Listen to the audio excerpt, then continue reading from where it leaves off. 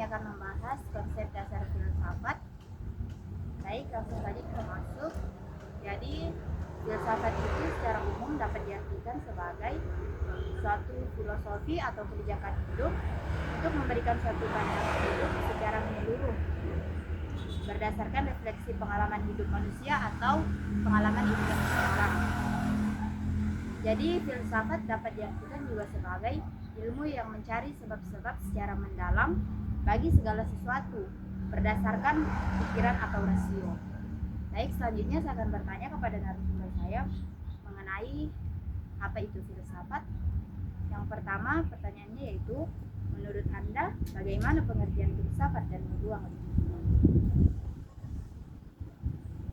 Jadi, ruang lingkup filsafat merupakan suatu ruang yang membatasi lingkup pembahasan dari filsafat ilmu yang digunakan untuk memberikan batasan pada pengalaman manusia. Hal tersebut diperlukan sebab metode yang dipergunakan dalam menyusun kebenaran secara empiris.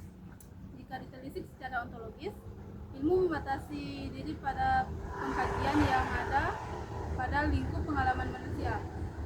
Dalam mempelajari filsafat ilmu, penting untuk mengetahui ruang lingkup dari kajian filsafat tersebut. Filsafat ilmu dapat diartikan menjadi bagian dari epistemologi yang fokus melakukan kajian pada ruang lingkup. Baik, selanjutnya kita langsung saja masuk ke pertanyaan kedua, yaitu apa saja cabang-cabang filsafat? Yang pertama ada ontologi. Ontologi sebagai cabang filsafat ilmu fokus pada pembahasan mengenai hakikat ilmu pengetahuan dari sisi realitis.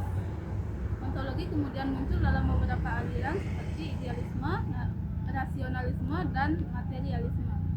Yang kedua ada epistemologi, merupakan suatu cabang dalam filsafat ilmu yang berkaitan dengan hakikat atau teori pengetahuan. Cabang ini fokus membahas tentang asal mula, sumber, ruang lingkup, nilai validasi, dan kebenaran dari pengetahuan. Epistemologi juga secara khusus melakukan kajian terhadap batasan pengetahuan manusia. Yang ketiga ada aksiologi, merupakan cabang filsafat ilmu yang merefleksikan bagaimana menggunakan pengetahuan yang diperoleh.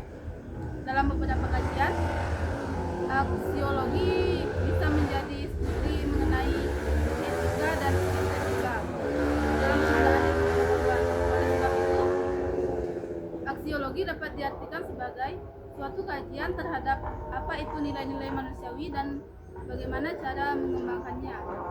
Yang keempat ada metodologi, merupakan cabang filsafat ilmu yang lebih mendasar dari sekedar metode.